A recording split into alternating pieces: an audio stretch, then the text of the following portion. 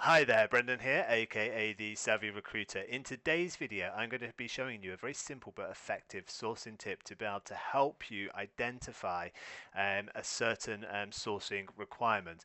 If you do like the content of this channel, please remember to like and subscribe. And without further ado, we're just going to jump over onto LinkedIn Recruiter.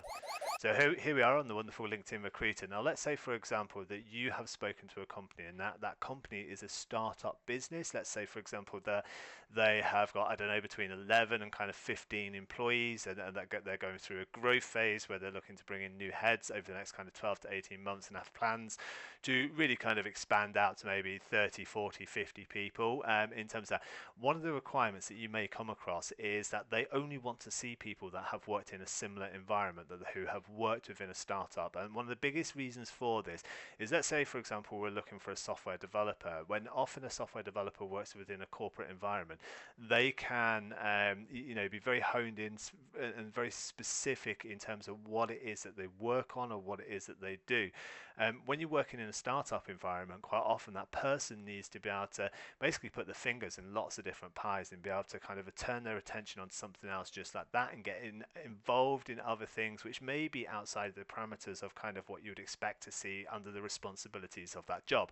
So when we're searching on LinkedIn, sometimes it's very difficult, and we can pull up lots of false positives. And what I mean by that is, if I search software developer and then put a location in because my company is based in London, for example, what that's going to do is it's going to pull up the right type of results if I combine it with keywords in terms of what it is I'm looking for on the skills.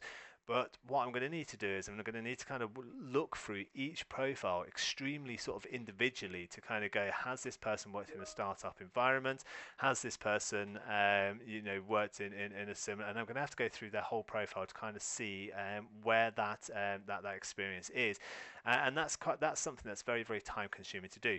So what we can do here is we can jump into companies. Now, LinkedIn has something called hidden operators, and hidden operators are things that you can put in the job title field or the companies field that will help you narrow your search in terms of that. And it can be done across many different areas. I think there's over 100 of them in total. But today we're going to focus on the companies filter. So we can put in companies, for example, company size.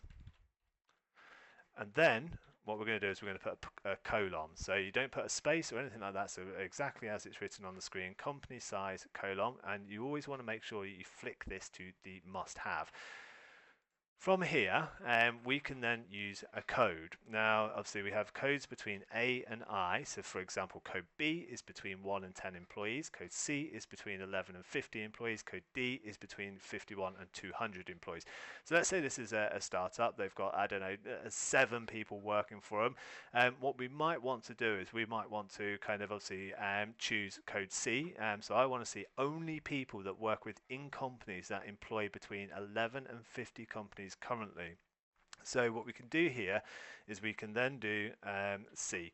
So we again just notice we're not putting spaces, so it's company size colon C. And if we then press enter, what this will do is obviously filter the results. So we can then open up a profile. So we've got Toby Pierce over here, who's working at this company called Heathford. If we click onto Heathford,